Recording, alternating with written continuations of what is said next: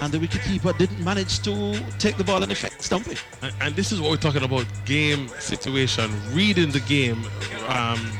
Orville, that's totally unnecessary. You're comfortable. You don't need to charge. He's probably the best bowler on the park. See him off. You always here is Labasheni again, and down the track he comes. He was saying, "Well, this is what I wanted to do," and he's saying to you, "Why are you saying I shouldn't do it? This is what I was attempting." It was down the track again. Bravery to do that after you've 226 or something that we made, right?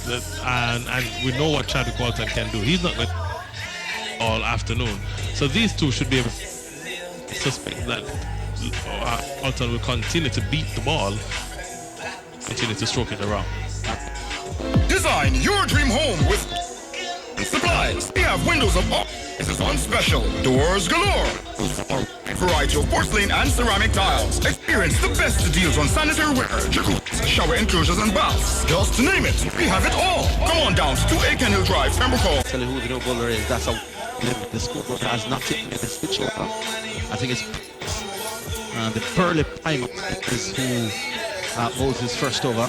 Wide outside off some signal wide as well. Did you say Piper?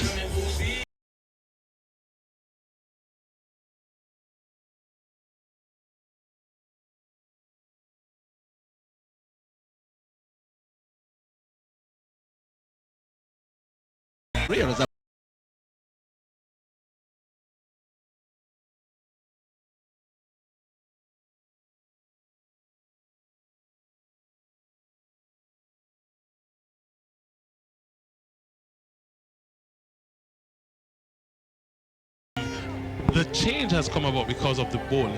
Jerome Taylor and O'Shane Thomas. O'Shane Thomas, to a lesser extent, he was getting wickets, but he was leaking runs as a torn strainer. I don't know if you know what a strainer is like. When it's torn, that's worse. Jerome Taylor was even worse. So they made that change. They brought in some spinners. They opened with spinners. That restricted the run. I think that kind of shook the Barbados Trident just a little bit.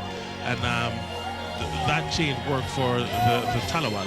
Let us see if they will be brave enough to do that again come this Wednesday against Guyana. They desperately need 2 more points under their belts.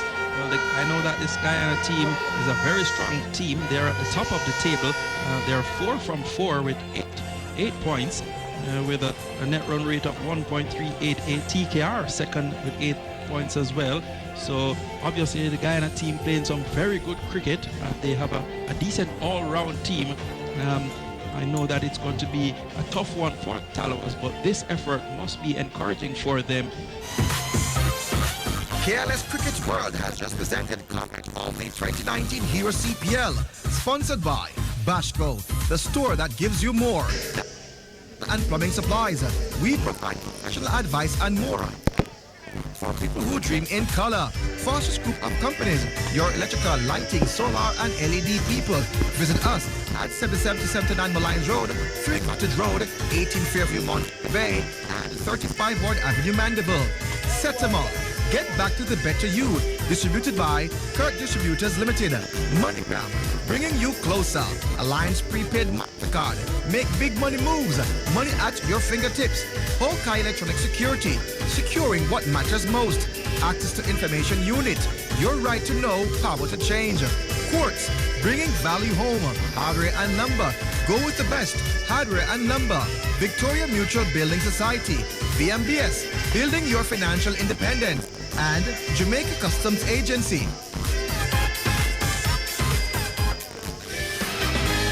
KLS Sports FM 89 now presents live coverage of the Red Stripe Premier League, sponsored by the Premier League Clubs. Let's join the KLS team on location.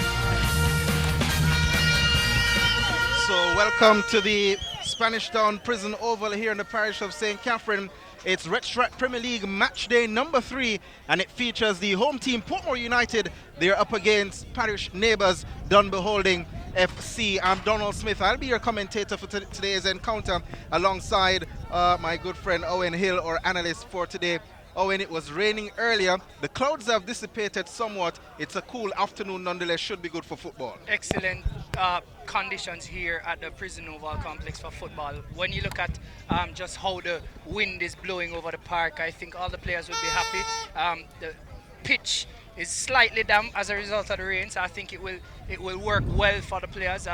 Possibly the underfooting might be a little of a challenge in some instances, but I think it's a good afternoon for football. Nice Sunday evening. I think both teams relish this opportunity, playing in front of basically their home fans, if you think about it, because these two teams are from the area. So when you think of it, there probably isn't an home advantage, but the conditions are ripe for a good evening of football. Should definitely be. Portmore United, the defending champions or reigning champions of the Red Stripe Premier League, finds themselves languishing in 11th position, pretty much at the foot of the table, with Dunbeholden above them only because of goal difference. Both teams having lost their first 2 games of the season so far. Dunbeholden, they managed to score a goal while conceding 4. Portmore United, on the other hand, they have lost 2 games against the 2 newcomers to the league, and as a result, they are languishing in 11th position, having conceded 5 points. So 2 teams not necessarily happy at their position right now, but it's early stages. I would say when you look at the Portmore United team, they're very confident, and I think they've been trying to be as calm as possible about the whole situation.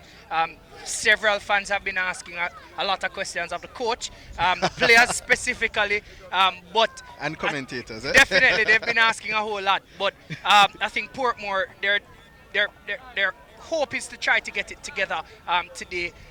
Dunbeholden, on the other hand, they also not necessarily happy at the position that they're in. When you talk to the coach, he said that they've been playing good football, but they're just unable to get the ball in the back of the net. Hopefully we'll see a lot of goals today, and a high-scoring, entertaining affair from both teams. I'm not certain who will win, but let's see how the game plays out. It should be interesting. Let's give it a starting lineup for both teams, starting with Portmore United. In goal, Benjamin Williams, number 32, number 5, Ryan Wellington, 14, Asani Ricketts, 23, Emilia Rasoul, 30, Jamal Pusey, 11, Andre L.A. Lewis, 17, Tevin Shaw, 9 is Rashane Sharp, 26, Hardley Barnes, 20, Rundy Smith, and Corey Burke wears the number 10 jersey. Their coach, of course, Ricardo Gardner. Portmore got things underway. They're kicking from right to left. That's towards the prison, the St. Catherine District Prison, and they're wearing white, full white with blue on the sleeves. Traditional kit for Portmore. Yeah. This is what they're known to, and it's a home game for them. So they're in their traditional home colors. So Dunbeholden trying to get a break down the left-hand side. And in possession, here's DeAndre Thomas. He has scored the only goal for them this season from the penalty spot, trying to get something out of it, and he gets a throw on the far side. Dunbeholden, they're kicking from left to right. That's towards Burke Road, or for those of you who are familiar with Spanish Town, towards the Spanish Town Hospital. So the ball turned over to the Portmore team. Asani Ricketts tries to clear it upfield, and it's going to go in to touch. And well, it deflected off a Dunbeholden player, and that was Kemoy Atkinson, and the Portmore team, they win a throw. The starting team for Dunbeholden: in goal, Giovanni Smith, number 40, 32, Shaquille Dyer, he's the captain, 19, Kevin Reed, 18, Saniki Burton, 13, Chevon James, 7, Atafaroy Bygrave, 24, DeAndre Thomas, 17, Richard Anderson, 27, Kemoy Caruthers, 16, Kemoy Atkinson, and number 3, Andre Dice, their coach, Rigel Smith / Michael Cohen. So seem a bit of sharing of responsibilities there for both coaches. Interesting lineup, especially for Portmore. We're not seeing the typical standing captain Rosario Harrat at the back. He's normally the central defender for Portmore. We're not seeing him. There's a bit of switch between Ricketts, who would have normally played right back. He's now playing in the central defensive position, as well as his counterpart Ryan Wellington. Noticeably on the Portmore United team is the number 30 player, Jamal Pusey, schoolboy of last season, Kingston College Manning Cup champions. He's now starting at right back for Portmore United. So they're going youth all around the park, and it seems that they're trying to switch fortunes. Number 23, Rousseau, as well, standout St. George's College player. He's now a regular in the Portmore United team. Indeed, Owen, and as the ball comes in front of our commentary position, picked off by Lewis. Lewis tries to drive forward, plays it into the path of Barnes, and that one goes into touch, and it will be a throw to Portmore, just in the Dunbeholden half on this near side in front of the stands. A number of Portmore United players have been playing for Dunbeholden, so they would have played last season, and they're now still in the team. But noticeably, Eric, Edwards. He's the standing goalkeeper, generally the starter. He's not starting today. So Rigel Smith, because of his fortunes for the last 2 games, probably has switched it up a little bit. So let's see what will happen. Russian Sharp tries to drive towards goal. He's fouled just outside the 18-yard box on the left-hand side of the field. Several nippy fouls early in the contest, Donald, and we noticed that clearly what they're trying to do is to disrupt the free passing Portmore United team. Generally, Portmore likes to pass the ball around. Obviously, Dunbeholden is trying to disrupt that very early in the contest. Definitely. So the free kick on the left-hand side of the field. Remind you that Portmore kicking from right to left towards the prison. The number 23 player is Rousseau. Swings that one up towards the box, and Sharp tried to get something onto goal, but it's blocked by Dunbeholden. Cleared up towards the half line, picked off though by Rousseau, and he can't keep it, but he wins a throw nonetheless. The refereeing party for today's encounter. Just before we get to that, Sharp loses possession momentarily. Rousseau picks up the loose ball on the left-hand side, tries to play it to Sharp. Sharp still in possession, looking for options. Forced to play it back to Ryan Wellington. Wellington turns away from one, can't get past a second, and now Dunbeholden can break. This is DeAndre Thomas, and his pass poor, and it will be a throw nonetheless to Dunbeholden. He was trying to do the right thing. He was looking for his number 7 counterpart, Atharai Bygrave. Generally, he plays in that central striking position, so he was looking for him, and Thomas is obviously a live wire. He's on the park, left, right, obviously given a roaming role today, because earlier we saw him on the left side. This time he was just a pass short, but he was trying to link up well. So Smith can't keep possession, gets it to Lewis nonetheless, and then the ball played towards the right-hand side of the field, and they found Jamal Pusey there, the schoolboy, and Portmore trying to get something across, but a good tackle comes in, and that will be a goal kick. Excellent tackle by Atkinson.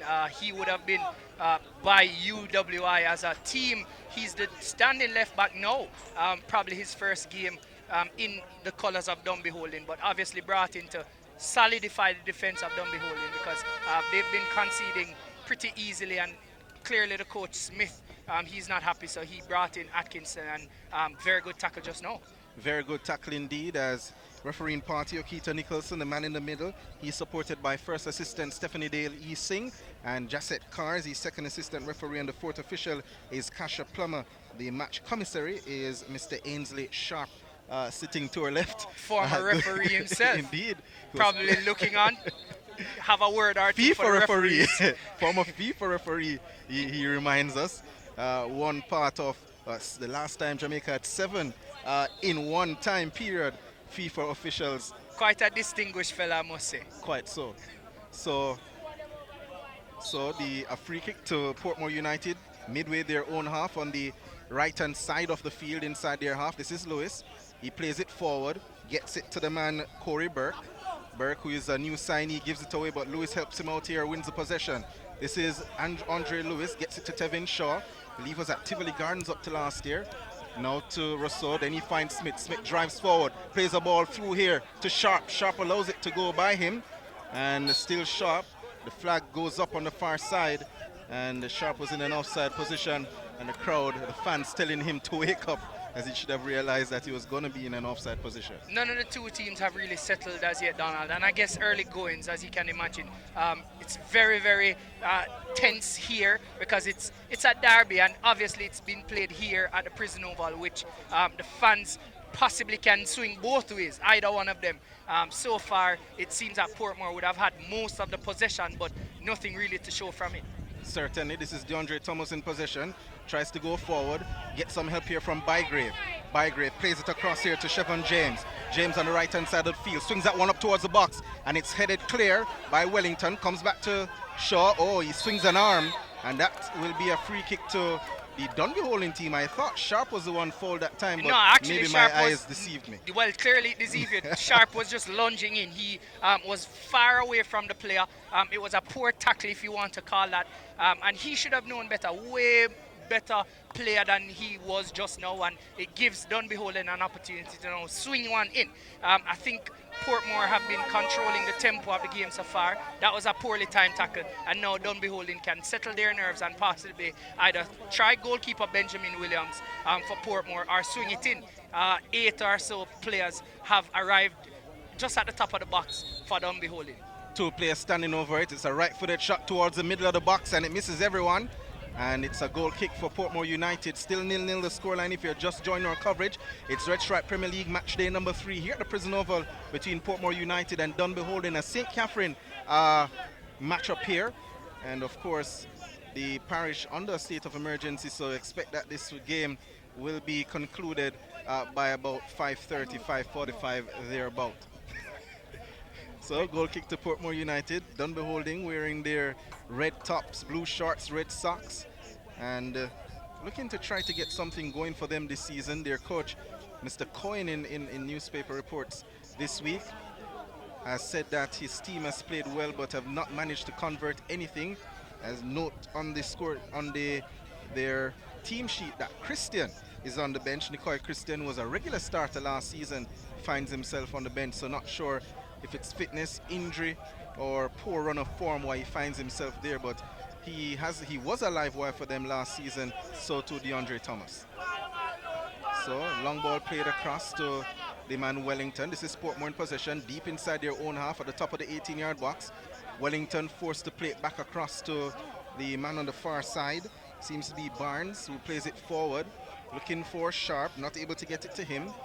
Smith unable to do anything. This is Dice moving away from Rundy Smith, manages to get it to the the man Richard Anderson, who is brought down at the half line, and that's a free kick to Dunbeholden, as mentioned, at the half line. Trying to disrupt play, I think generally that's how Dunbeholden plays, but here we see Portmore now pretty much under siege by the Dunbeholden team. They're pushing forward, they're not giving Portmore the typical pass around, and so far it has been a nice ding-dong battle between both teams.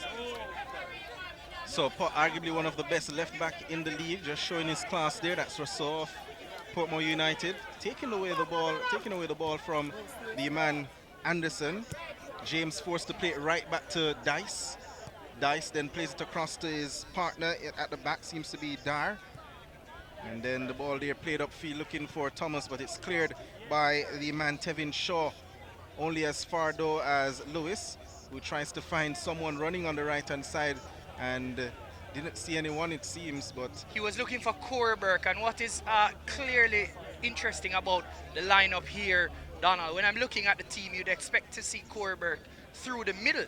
He's actually playing on the right side. He's playing more like a winger. Not necessarily the paciest of wingers, and he doesn't look all too interested in the game so far. Very, very lanky, just, trying to get the ball around and do what he does best, but he's probably deployed in a position that is not his customary position. So free kick from the left-hand side up towards the box, cleared by Rousseau.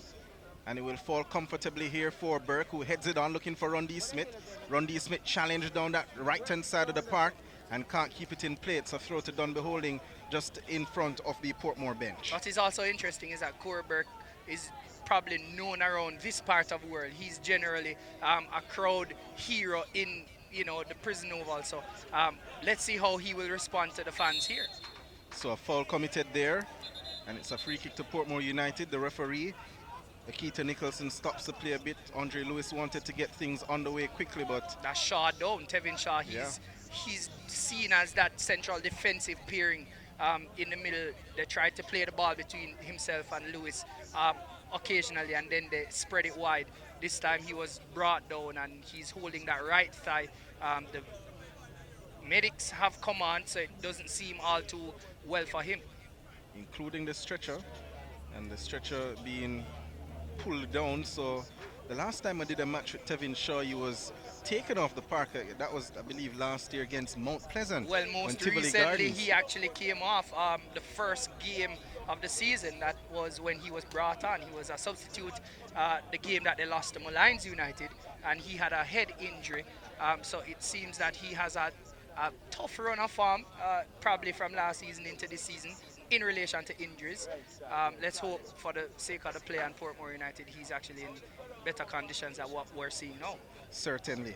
The Portmore United team, they would have been missing the services of Javon East, who's on loan to Santos de Guapiles FC in Costa Rica.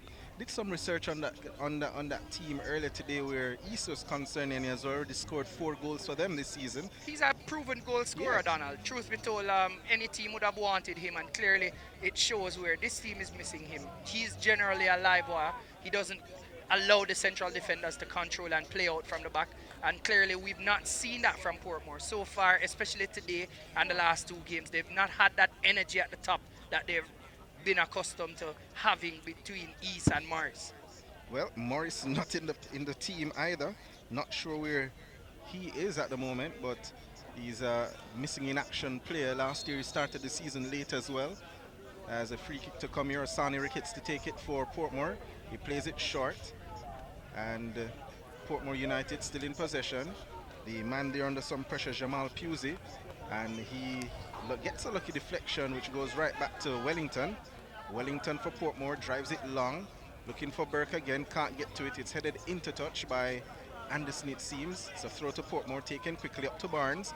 Barnes getting some help from Pusey, almost gave it away. Sonny Ricketts clears it, and it falls nicely here for Rondi Smith, who then puts it into the path of Corey Burke. Burke touches it across and showed too much of it to the defender, and it's a goal kick. So good work there from the captain of the Dunbeholden team, Shaquille Dwyer, and it's a goal kick for Dunbeholden. Still 0-0, and we're in minute number 15 of the first half. Brilliant defensive play. Dyer, former national player, youth player, would have gone through the ranks.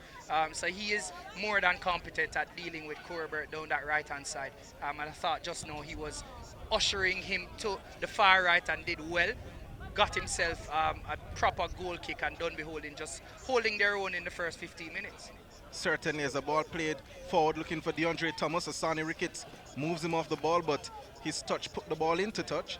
Ball thrown quickly here by Thomas, tries to find Bygrave, doesn't fall nicely for him, and it's cleared by the defense of Portmore United, and a foul committed by Bygrave in the process as well. So it's a free kick for Portmore, just on the edge of the 18-yard box, to be taken by their goalkeeper, Benjamin Williams. If you want to look at it well now, Damian Williams is being subbed in. The tried, tested and proven Williams, who would have been brought back into the team. He's now replacing the injured Tevin Shaw, who went down earlier, and I think he's supposed to bring some mobility in terms of passing within the middle of the park.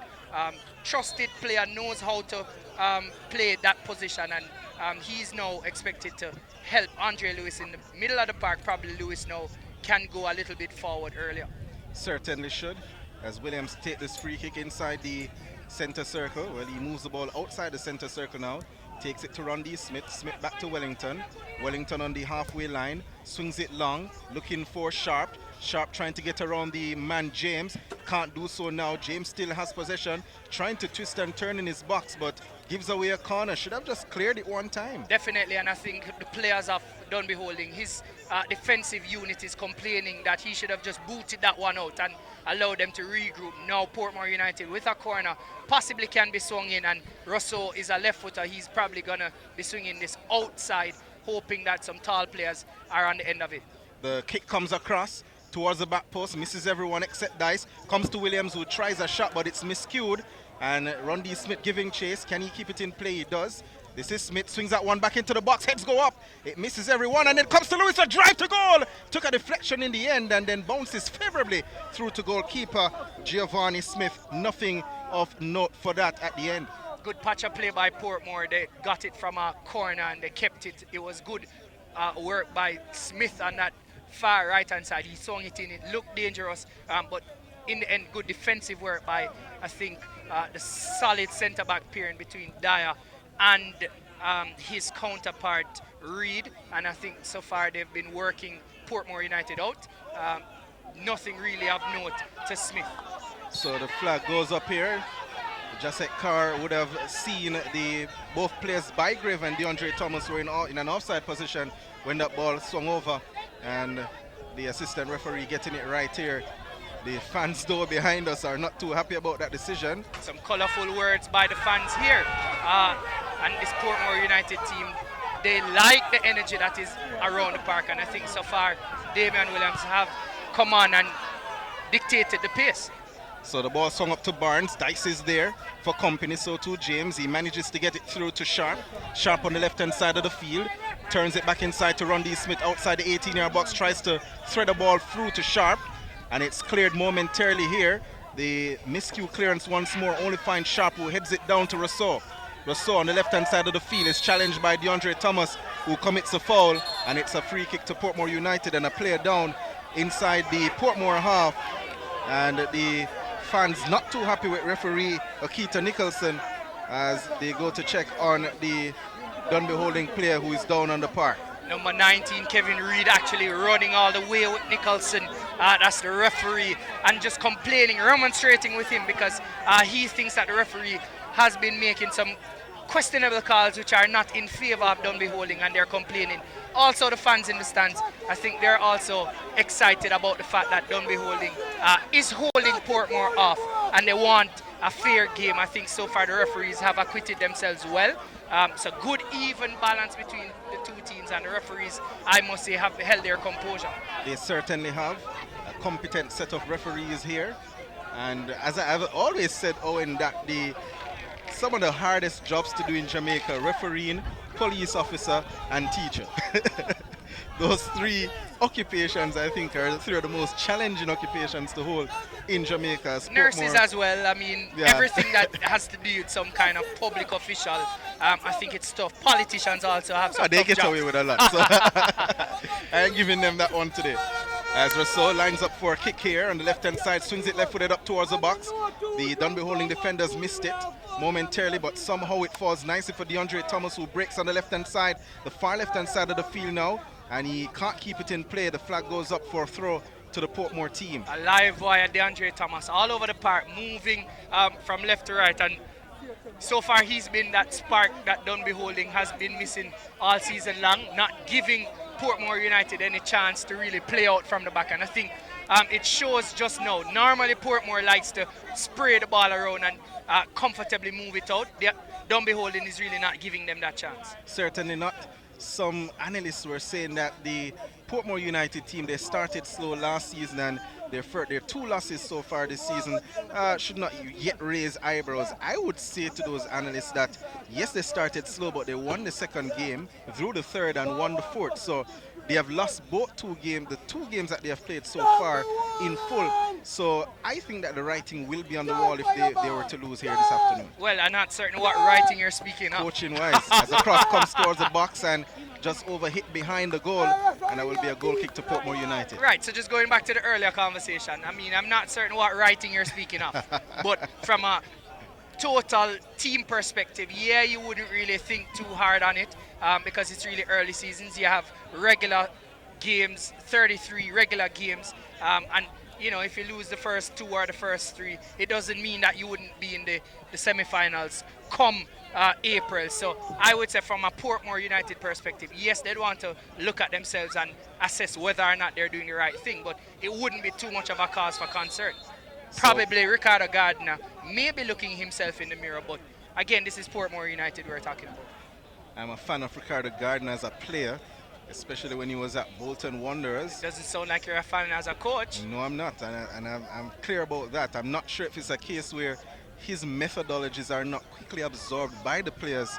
So not saying that he probably can't coach, but more than likely the players are just not absorbing the type of technical methods that he's introducing. That's the only other thing I can think of. Well, he's standing now on the far side actually trying to dictate. He's talking to Corey Burke very hard because clearly Burke is not doing what he wants him to do. So it may be validating what you're saying, but again, Portmore United is early stages, and I think the players haven't really gotten themselves properly acclimatized to the conditions and also the fact that they've been missing key players. So Lewis plays it back to Wellington. Wellington has Rousseau for company. Rousseau plays it inside to Lewis. Lewis, hounded by three players, gets out of it but gives away a throw in the process. He's wearing the captain's armband for the Portmore team, Lewis, and challenges. Oh, could be a chance here. Oh, shot there, hitting the face of Wellington, who gets up quickly as James shepherd that one out. Excellent call by Nicholson. He was about to call a foul. He actually saw where it was tough play, but because the advantage went to Dunbeholden, I think he allowed play to continue. So Sharp there will get a talking to from referee Akita Nicholson. You'd expect that Dunbeholden is a team that plays hard, but so far it's Portmore looking like the aggressors. So James to take the throw. He throws it to Anderson on the right-hand side of the field, down towards the corner flag. And a strong challenge here from Rousseau. The card will come out. And referee gives Rousseau a yellow card here in minute number 23. 0-0 the scoreline here. And not good for the Portmore team. Being very aggressive, as you mentioned, Owen. Quite deserving, I think, Rousseau. Definitely deserved that card just now because I thought it was poor from him. Clearly it shows the frustration. Dunbeholden doing very, very well. Frustrating Portmore to the point where Rousseau, with a needless challenge deep in his area, now giving Dunbeholden a chance to swing it in. But it shows that they've been penalized a whole lot because Dunbeholden isn't giving them any chance to really play out from the back. So referee going across to have words with Asani Ricketts and Bygrave. Both getting into a bit of shove match inside the penalty area. The free kick to come close to the near side in front of the stands on the right-hand side of the field. Remind you that Dunbeholden kicking from left to right, so on the right-hand side of the field that's where the kick will be coming from, close to the corner flag. And they have roughly 7 players inside the box. One-man wall, that's Rashane Sharp, the man standing there, some 10 yards away, maybe more. This could be a good opportunity for Dunbeholden if he swings it in. Good enough players in the box, let's see.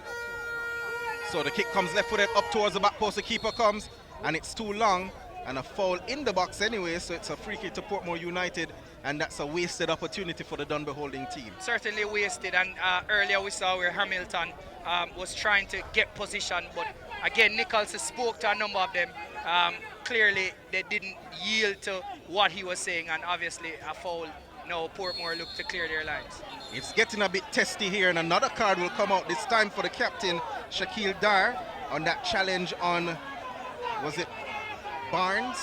Definitely a challenge on Harley Barnes. Barnes dropping deep, just trying to collect the play, but Dar being pulled out of position. Again, we speak, Donald, about these needless tackle. The player Portmore is half. Harley Barnes has no option but to play the ball back, and there you have the centre back, the captain now getting a yellow card, having to play the greater part of 70 minutes on a card which was needless. Needless indeed. 25 minutes gone by my watch. 0-0 the scoreline between Portmore United and Dunbeholden FC. L.A. Lewis, that's Andre Lewis to take the kick. He hits it towards the right-hand side of the field and unable to get it to Pusey, who was overlapping on the right-hand side of the park. Anderson brings it forward, Atkinson rather, for Dunbeholden, and he can't keep it in play, but he gets a throw nonetheless for his efforts down that far left-hand side of the field for Dunbeholden. Portmore unable to string 3-4 passes together, and this is not what they're accustomed to. Generally, Portmore plays 6-7 passes before they go forward. Dunbeholden not giving them that chance because they're breaking up every play very early and they're winning the second balls. A nice touch here, almost found Bygrave. Now it's settled for Thomas, but it's broken up by Rousseau, and he gets some help from L.A. Lewis, who passes it now to Williams, who finds Pusey. Pusey plays that forward, was looking for Rundy Smith. It's broken up, comes to Williams. Williams finds Pusey once more. Now he plays it back to his left for Sani Ricketts. Ricketts switches the play towards the middle of the box. Bygrave rushing onto Wellington, and Ricketts forced to clear here. Comes to Rundy Smith, but Bygrave heads it down, but mistakenly so, and then a far too greater pass, or weighted pass, and it's a throw to Dunbeholden just in front of the stands here inside their own half. Poor technique by Rundy Smith. He was trying to use the outside of his boot just to curl it around, looking for Sharp overlapping on that left-hand side, but just unable to do so. And again, Portmore United being pressed by Dunbeholden. I think so far Rigel Smith and his team, they've responded very well, and they've worked out this Portmore United team. You get the feeling that if a goal were to be scored now by Dunbeholden, the place would erupt, because their supporters are making the loudest noises so far. It seems to me like most of the persons here have been supporting Dunbeholden. Probably they just like the underdog. They like the fact that Dunbeholden has been playing really good but just not getting the results, and then Portmore probably have a few fans here, but Dunbeholden really holding their own. Ball comes up towards the box. Thomas got up well, but so too did Rousseau. James chasing on this one, comes to the box, tries a shot across. It's blocked by Rousseau and picked up by Rundy Smith, with James chasing, and a foul again by James. I thought that was 50-50. No, it was definitely a foul. He wasn't really going for the ball. He was trying to hold the play and clearly remonstrating with the referee just now. Throwing away, obviously and he gets a needless yellow card. He's gonna get a yellow card. Again, Makes no speaks sense. to the kind of thought processes that these players are. He's obviously under the microscope. Nicholson was about to just talk to him, but worked his way into the books of Nicholson. And again, the players are a little bit heated. Now is where all the senior players or the captains of the teams need to just have these players being settled, because it's a tense match between both teams and it's been played out on the park. So another free kick or is tough throw here, just in front of our commentary position. James, the man that's fouled, and the man here, Saniki Burton, just telling his teammates to calm down. Finally a cool head. Somebody's just trying to allow things to settle or marinate, but obviously the players are heated and the fans have played an important role in what is happening. So Dice takes it short, gets it to James on the right hand side. James tries to swing it across. He could have played it short to Burton. Wins a corner nonetheless, still 0-0 though. And we're in minute number 29 of this first half. Excellent work by Barnes. He's a centre forward. He actually tracked all the way back to block that one. But number 13 player for Dunbeholden, James, he actually should have swung that one in very early, because it was a good ball played to him, but he held his nerve for quite a long while, and now Burton swings that corner back into the box. Oh, the keeper read it well and held on nicely. That's Benjamin Williams, the custodian for Portmore United. First time being tested today, and he has responded well. Came out, controlled that one comfortably, and seems like a sprightly goalkeeper. He certainly does. As Lewis skips over two challenges, gets it to Pusey. Pusey drives it forward for Barnes, who tries to backheel it behind. Dar somehow gets it here, and the foul committed on Dar, and Dice just pushes Barnes off the ball, and Barnes walks away. It's a free kick to the Dunbeholden team deep inside their own half, on the far left-hand side of the pitch. Not certain if I'm happy with what I'm seeing so far, Donald, because it doesn't speak well Makes for the two of us. It doesn't speak well for the kind of football that you really want to see. Two quality teams with decent players, but they're allowing the moment to really seep in and not necessarily play the football that we know that they can play. The players just need to settle down and pass the ball around and excite the fans, not necessarily. We didn't come for a boxing match, we came for a football game. Quite so. Owen, as Dunbeholden has the possession, broken up by Andre Lewis. Lewis drives that one forward, looking for Rondy Smith. Dice chips it forward and then acrobatically clears that one downfield into the Dunbeholden half, or Portmore half rather. And it's a throw to the Portmore team. Asani Ricketts taking his time to jog for the ball. If you're just joining the coverage, the Portmore team forced to make an early substitution. The man Tevin Shaw taken off injured and was replaced by Damian Williams, as Wellington inside his box playing around with the ball, kicks it long, broken up by the Dunbeholden team, but only as far as Williams, who plays it back down the park. Sharp chips it forward, looking for Barnes once again. Dyer and Dice going for it, and long ball downfield looking for DeAndre Thomas. It's headed down by Asani Ricketts, and Dice goes down under the challenge from his own teammate Dar, and referee Nicholson has been forced to signal his whistle several times in this first half. Goes to see what's the matter with the man Dice. I think that play really sums up what would have happened for about 30-31 minutes so far in the contest. Dice and Dyer, both players, they're defensive partners, and they probably should have been communicating way better than what we saw just now, because one of them was under the ball and the other one just ran into him. Dice, quite a big fellow, but also a lot of the players are afraid of him, so he just needs to be a little bit more composed and work it out between himself and Dyer, because they've been operating well so far. Portmore hasn't really tested the goalkeeper, so I don't think there is anything that they need to be as aggressive about. They just need to start playing some football on the surface, because the fans are here, and I think the players have enough quality for us to see a better game. I'm glad you mentioned the surface. Prison Oval is one of the better fields in the island, and it's not the best, of course, but it's cut, it looks fresh. It's not as flat as you'd want it, but it's not as bad as I've seen some of the fields. Typical example, yesterday in a Manning Cup encounter at the Golden Spring field, St. Catherine versus Oberlin. That's the field that the Oberlin team uses as their home field. The game started late because the field wasn't cut, it wasn't marked, it was very small, it was bumpy, and that's an understatement. And you want to see good football playing, you need good enough surfaces, and I think the surface here at Prison Oval is good enough to see better football being played than what we are seeing so far in this encounter. Fully agree, and that's probably a entire different conversation, because I have my own thoughts on that, similar to what you have been saying. And ball chip forward here, looking for DeAndre Thomas. He gets on the end of it, could be a chance, and it's blocked by Wellington for a corner. Excellent work by Thomas again, live wire. Just now, it didn't really look like it was going to Thomas. It didn't look like an opportunity, but from nowhere, and that speaks to the kind of game that we have. In patches just being played, players really just getting themselves into some inordinate amount of space and time, and they should be able to do better, but just now we're not seeing that. Corner comes across towards the near post, it misses everyone, comes down nicely here for a shot, and it's charged over the wall and possibly onto Burke Road. Still 0-0, goal kick to the Portmore team. I can tell you something though, Owen, is that that first touch by DeAndre Thomas made Emilia Russo looking like a bystander. Certainly, he chipped it over him head.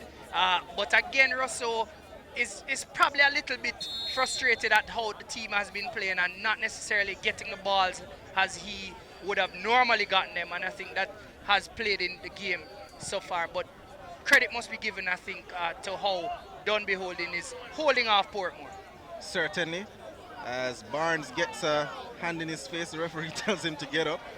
And Burton swings that one long, looking for DeAndre Thomas. It's cleared by Asani Ricketts up towards the half line. Picked off now by Burke, who gets himself onto the ball, driving forward. This is Corey Burke, but can't pass Dice. He's brought down. And that is a free kick to the Portmore team. And Dice walks away because he can't believe the call went against him.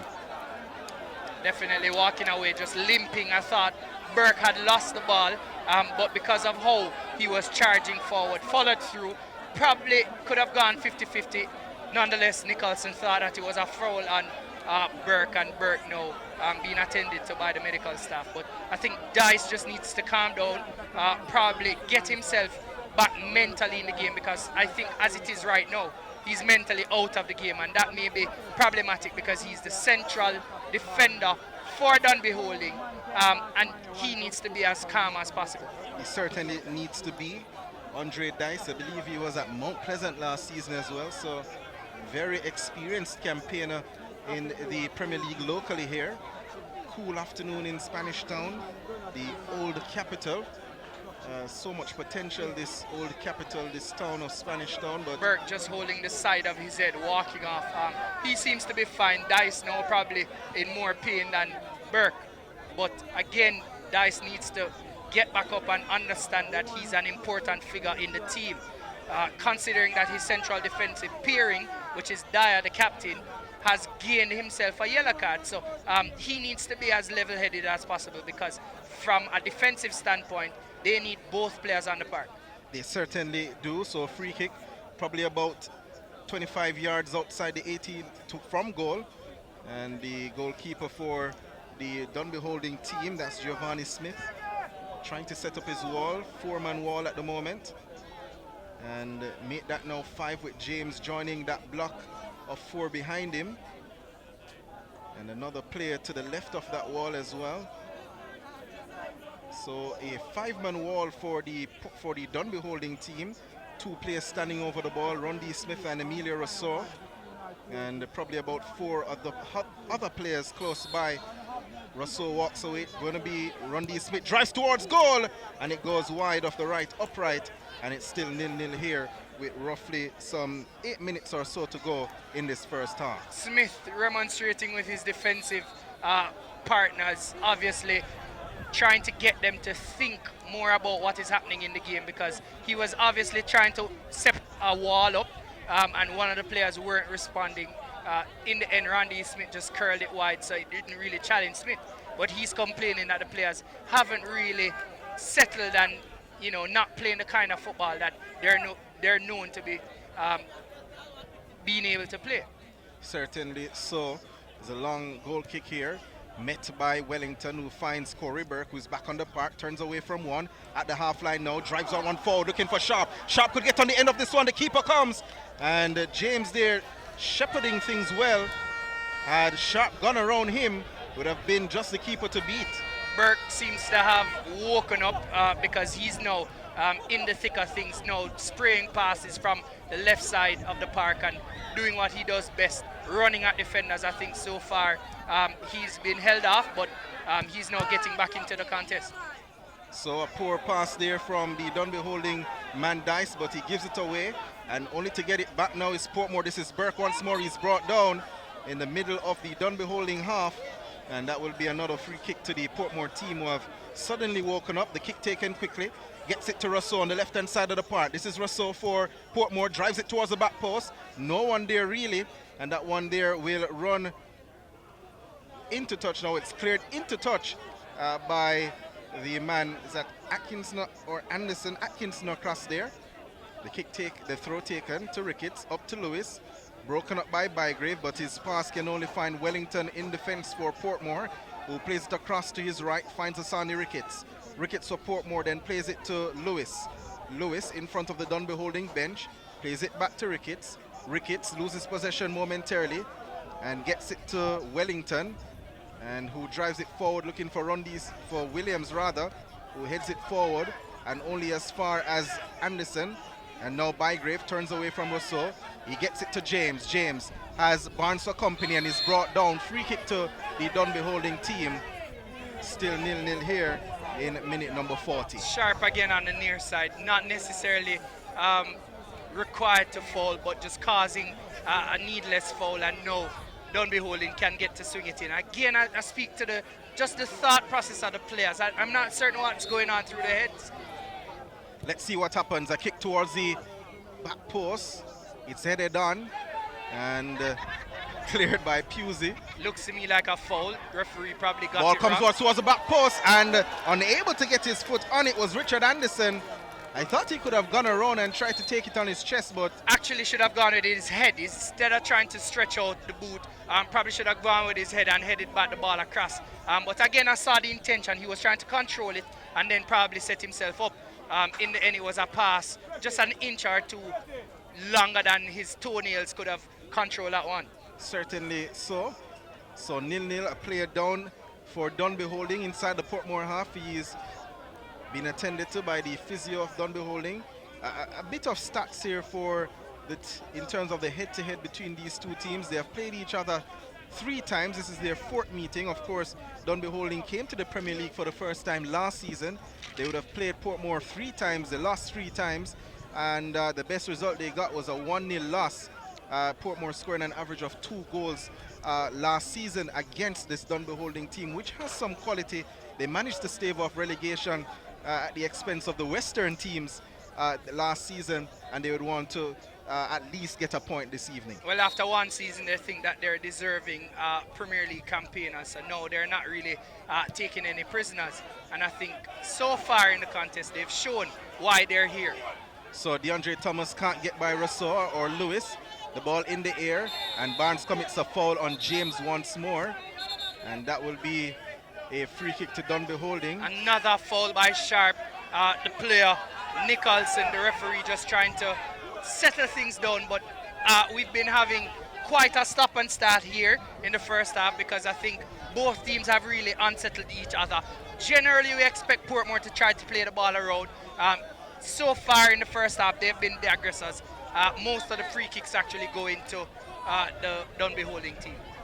So, free kick to be taken by Anderson. Burke standing over it as the defensive player. So just about 7 red shirts at the top of the 18-yard box. Dyer's gone up as well. The referee having some words. He sounds his whistle just about now. Anderson sends it back towards the back post, headed down by Lewis. Comes back to Anderson, who turns away from Burke, turns away from Smith. Is tackled up, but Lewis brings it forward. Lewis then, he passed, couldn't go through here. And the flag would have gone up if had Bygrave gotten on the end of that one. And the Portmore goalkeeper picks up the ball inside his area now. Wrong choices between both teams. Earlier we saw where normally a trusted player, Andre Lewis, had one up on the Dunbeholden team because they were at 6 and 7s at the back. Could have gone for that one, but instead it was defended well. And then once Dunbeholden got the ball, they should have probably just relaxed and probably passed that one around, but no. Given away here, and the ball played behind DeAndre Thomas, and the keeper will win the battle and kicks it into the stands, and that will be a throw to the Dunbeholden team. I'm certain that both teams probably would have wanted to see the halftime whistle anytime now because they look a little lethargic and they're not playing according to plan. So in minute number 43, the referee telling James that he needs to take the kick from a different position, and now trying to come forward again was James. Wins another throw, throws it quickly for DeAndre Thomas, takes it on his chest. Wellington goes up with his head, but it's taken off him by Thomas, who tries to swing a ball across. Wellington on the end of it, still a Wellington, hits it long with his right boot up towards Corey Burt, but Dice is there, heads it down, and a foul committed by Dice, and he's not happy with the call. So too the fans, and it's a free kick to Portmore United inside their own half. I think that was a little tough on Dice because I think he actually went all the way up, went straight up, jumped, got the ball, and I think Burke, because he felt him, he was using his body just to shield him off, did well to earn his team a foul. But what we notice now is that Burke has gone central. So Dunbeholden in possession now through Bygrave, gets it to Burton. Burton looking for options. This is Bygrave down the left-hand challenge here. It's brought down. The referee now sounds, and is he giving a corner or a free kick? He's giving a corner. Again, it was a little questionable. The player, the number 7 player, he was through and goal. Looked to me Bygrave that probably could have gotten a touch or two further, but he was playing for the call, and I think referee Nicholson saw that. Nonetheless, Dunbeholden have a corner, probably there first on that right side. Certainly as a corner to come here for Dunbeholden. Carruthers making the run just now to set up Bygrave. The ball swung towards the box, cleared by L.A. Lewis once more, and it will be a throw for Dunbeholden on the far side. When you find Andre Lewis doing defensive work, it speaks volumes to the kind of play that we've had. It certainly does. And this is DeAndre Thomas, can't keep possession, cleared by Andre Lewis. Looking for Corey Burke. Burke can't control. It took a bounce and then hit long. 2 minutes minimum to be added here, as shown by the fourth official, Kasha Plummer. So we have played the 45 minutes of the first half. 2 minutes minimum, and I'm guessing that was for Tevin Shaw going down, as well as a few other stoppages that we would have had in this first half, and there have been several so far. 0-0 free kick to Dunbeholden inside their own half. Dice looking to launch one up. He sends it towards the left-hand side of the field, gets it to Carruthers, looking for Thomas, who is brought down. Free kick here. Penalty. It's a penalty. It is. So penalty won by the Dunbeholden team on the stroke of half-time, and it's Asani Ricketts, the man who commits the foul. I thought he was outside the box, but he was clearly inside, and Dunbeholden with a glorious opportunity. Funny enough, the players are celebrating. The Dunbeholden players are celebrating, Donald. And I'm wondering if they are probably seeing ahead of us, because they're probably saying, well, you know, this is 1-0 up. But nonetheless, it was a good ball played out from Dice all the way at the back. It looked to me like a set play, like something that was organized, and Ricketts was late. Generally, a right back, he's now asked to play central defense, and he was late. Second time of asking, because earlier we saw where he fouled the player and it was a corner, but now Dunbeholden have it from 12 yards out. Probably can go 1-0 up. So referee Keita Nicholson happy with this one. DeAndre Thomas has already scored one from the spot this season against Cavaliers, and now he will try to get his second of the season. Shots of goal as the whistle sounds. DeAndre Thomas takes his time, goes up, takes it right footed and scores! 1-0 to Dunbeholden FC here at the Spanish Town Prison Oval in minute number 45 plus 2. Excellent work by the probably the standout player for Dunbeholden so far, Thomas. He's been a live wire and he was comfortable. He's now asking the fans to celebrate because it was properly dispatched. He went high, he went down the middle, and the goalkeeper, Benjamin Williams of Portmore, had no chance really of stopping that one. It was a comfortably taken penalty, and he looked confident. 1-0 now to Dunbeholden. So Portmore will have to come from behind again, as that's the final kick of the first half. And at the end of the first half, it's Dunbeholden 1, Portmore United 0. We're going to send you back to the studios of KLS Sports FM 89. When we return, it'll be time for a halftime show.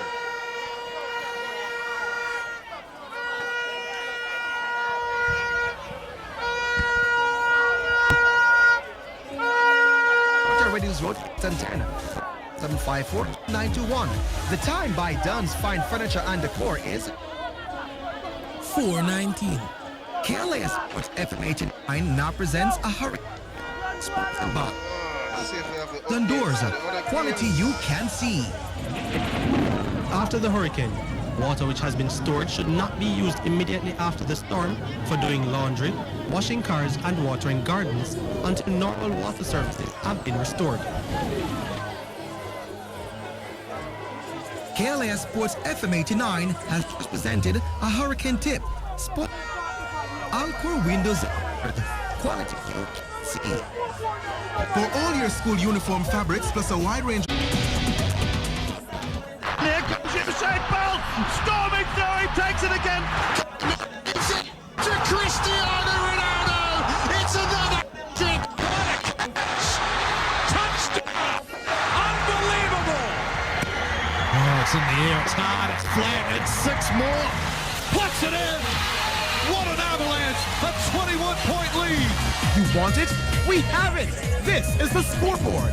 Weekdays at 5 p.m. with a repeat at 10 a.m. Only on KLAS Sports app. Yes, it's a wine. Yeah, but I was saying it kind of frying, so turn it down a little bit for me. Okay. Welcome back to live coverage of the Stand by. Red Stripe Premier League on KLS Sports FM 89, sponsored by the Premier League Clubs Association, the PLC. Let's rejoin the KLS team on location.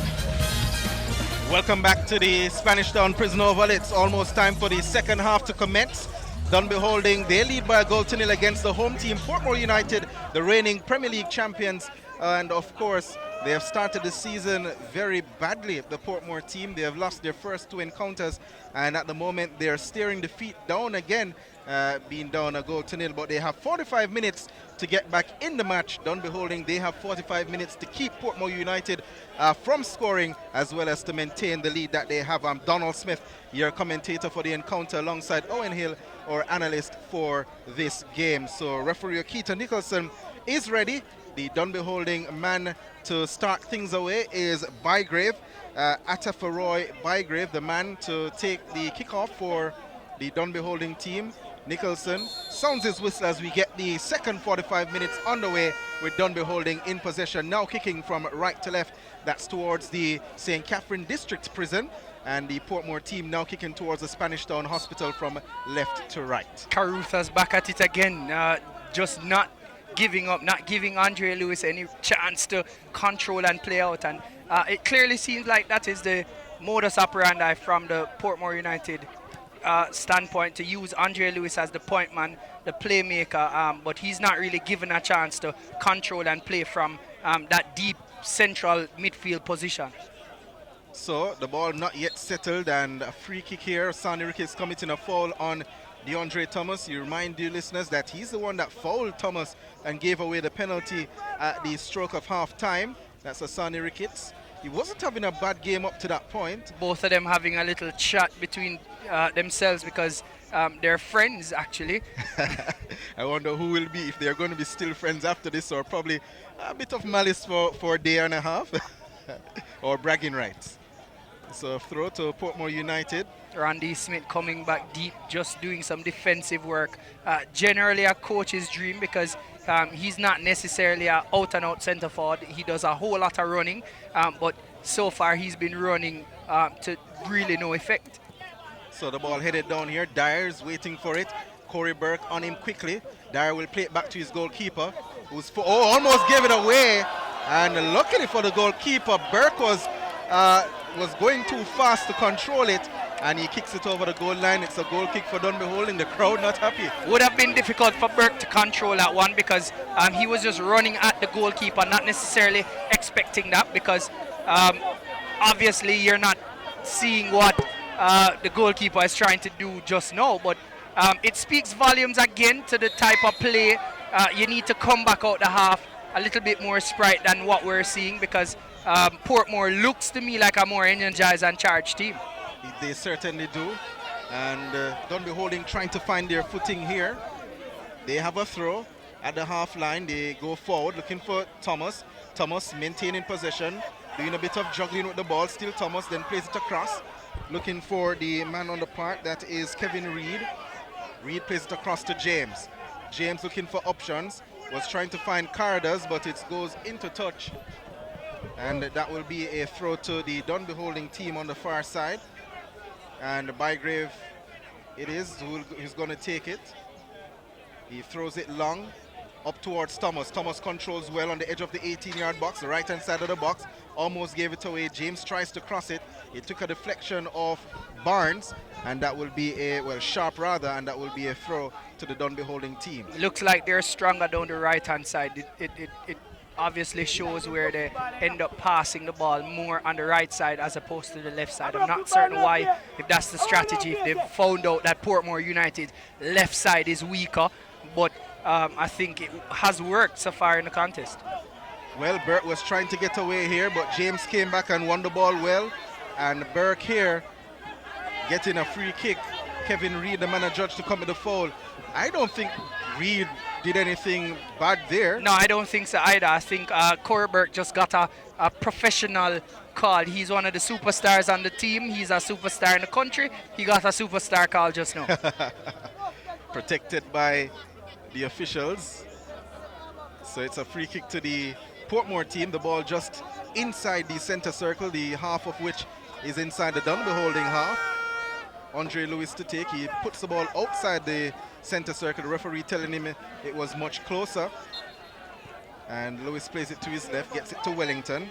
This is Ryan Wellington, swings that one up towards the back, towards the box, and headed on by Sharp. It's cleared by the Dunbeholden team, and then cleared into no man's land by Bygrave. Picked up by Osani Ricketts. Ricketts looking for options. He swings it long downfield once more, looking for Corey Burke. It beats him, and Dice will allow that ball to run through to his goalkeeper, Giovanni Smith. Dunbeholden, they continue to lead by a goal to nil, and we have played just about 5 minutes of this second half. What needs to happen from a Portmore perspective? Hardley Barnes, he's now deployed on the right-hand side, as I mentioned. Burke playing through the center. They need to link up a little bit more. Sharp, we saw where he got some balls in the first half, but the three players need to link up a little bit more if Portmore is to really test the defense of this Dunbeholden team. So Wellington gave away the ball to Bygrave, and a missed time shot, offside there against Bygrave this time, as the Dunbeholden team didn't get a chance to cross that properly. Was Richard Anderson. And it's a free kick to the Portmore team deep inside their own half. Just kind of bobbled on him. He was trying to hit it one time, but it hit both legs and bobbled all the way up in the air. Not certain why the player was called offside though, but Stephanie Daly-Using on that far side, she actually was in a better position than I am. So Burke heads that one on, was trying to find Rondi Smith. It comes back to Burke, who touches it off to Lewis, and a foul committed here. Carruthers, the man here remonstrating with the referee, so too Reed. And now DeAndre Thomas joins in. They need to be careful because Nicholson has shown that he's not afraid to give a yellow card. He's definitely not. Again, probably protecting the superstar player, because I thought that was a questionable foul. Again, it wasn't really too serious, but nonetheless a foul.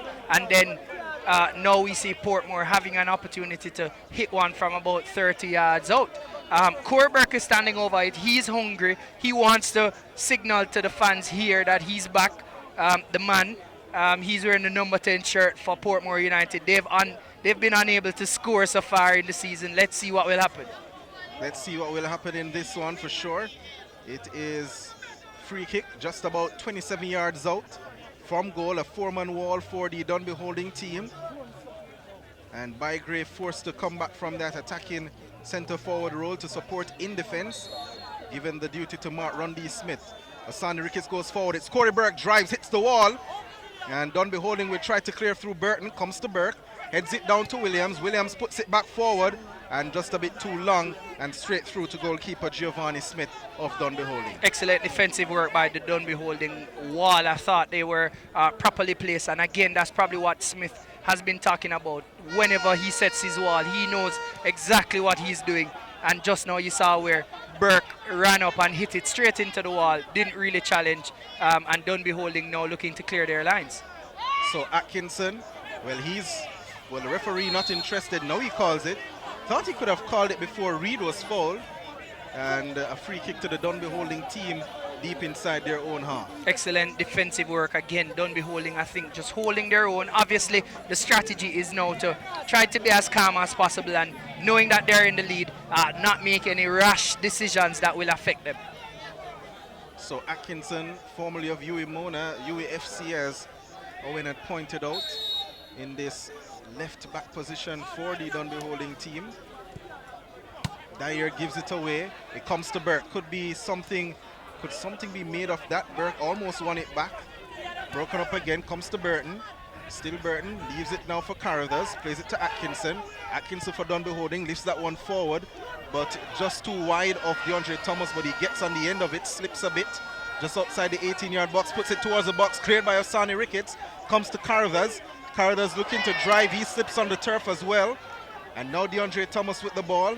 He's slipping as well, but maintains possession, goes by two, but can't get by Rousseau, who clears that one into touch, and that will be a throw to the Dunbeholden team on the far right-hand side of the park. It's clearly slippery over that side. Everybody who would have gone over there, if you're not in the right footwear, you're going to have some problems. And both the defensive pairing of Portmore and the attacking side of Dunbeholden, they're having some challenges over that far side. So James with the throw for Dunbeholden, and seems as if he's going to go long. It goes to Thomas, who chests it down, and a shot to goal over the crossbar.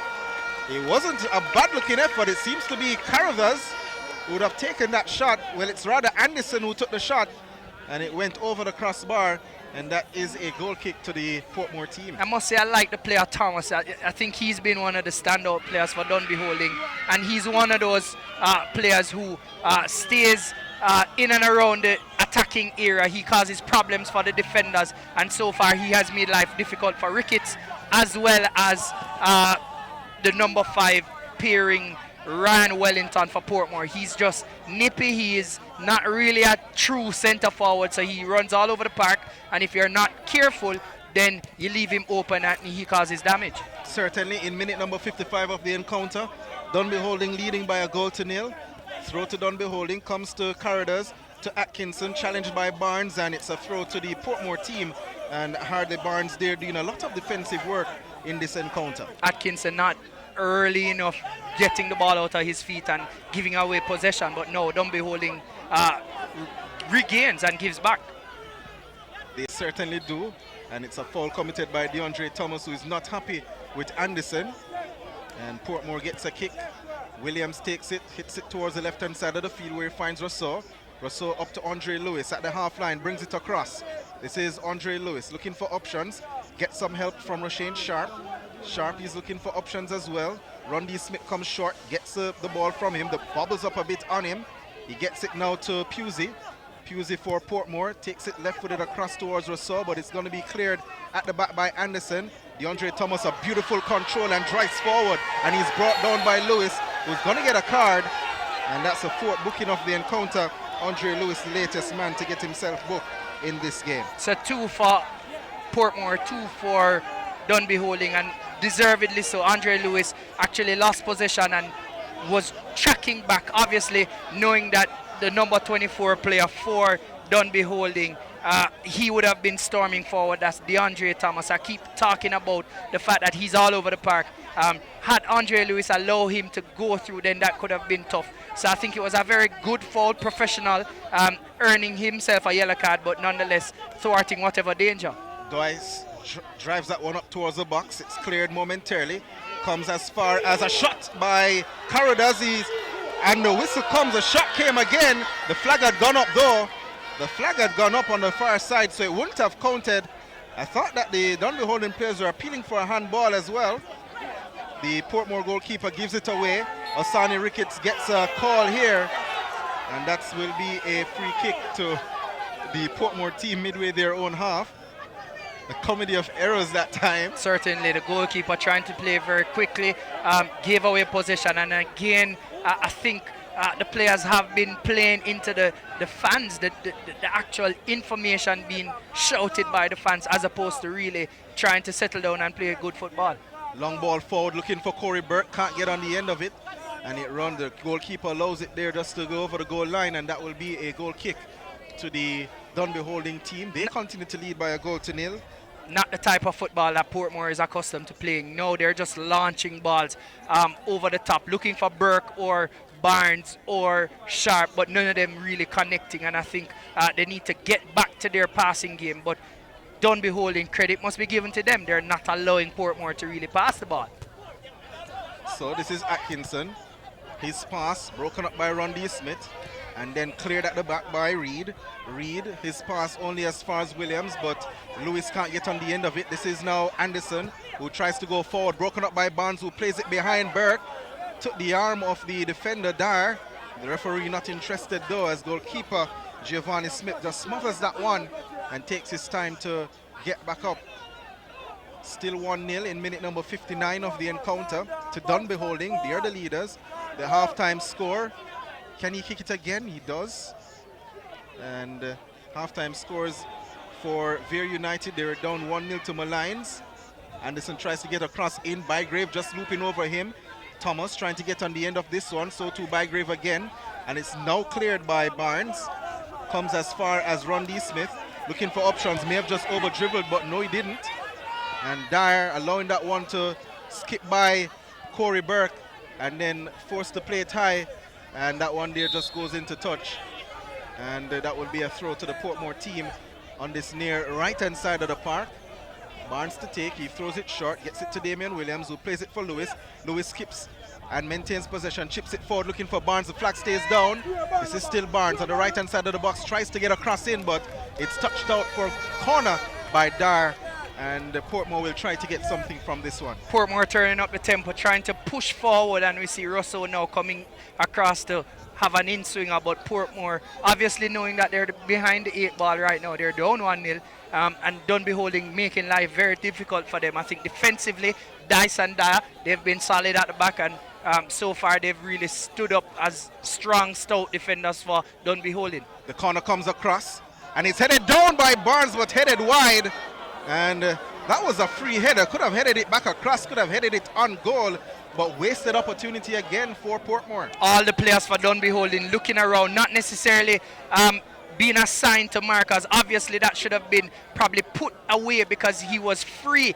A very tall, lanky player would have wanted back that one. He's a centre forward. He should have done better with that because that was properly struck. Good corner. He was free in about 6-7 yards out. Should have at least tested the goalkeeper. Definitely should have. And this is Thomas. He flicks that one on. Headed clear by Wellington. And Burke there driving forward. That's going to be a free kick. And Burke won't be carded, or will he be?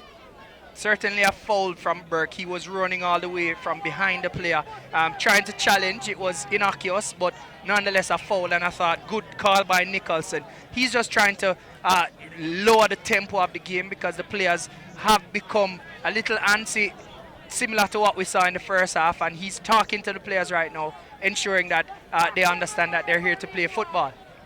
So that was Reed, the man that was challenged. Few choice words for the referees from the fans. Dice with the free kick. He switches it to the left-hand side of the field to Atkinson. Atkinson touches it forward, gets it to Burton, touches it back to Atkinson. First time ball, looking for Atkinson again, or Burton rather. And Atkinson's chip forward took a deflection, and it took a deflection of his own teammate Thomas, and that will be a goal kick to the Portmore team, and they continue to trail by a goal to nil. Atkinson a little bit upset with himself just now. Know that probably he could have controlled that one and sung it in. Instead, he wanted that one-timer between himself and the number 24 player, but it didn't work. So a foul committed there by DeAndre Thomas on Ricketts. Free kick to Portmore United just at the half line. Thomas making himself a nuisance, really causing problems to the defenders, and I think every coach would like what Thomas would have been doing so far. So a long ball towards goal and straight to the goalkeeper. Easy catch, I think, routine, very comfortable. I'm not certain if Ricketts was trying to catch him off the line or really Finding just Burke. swing it one in, but nonetheless, the goalkeeper, Smith, comfortably collected that one, and he now looks to spray it up the park. So Smith with the kick out up towards Lewis.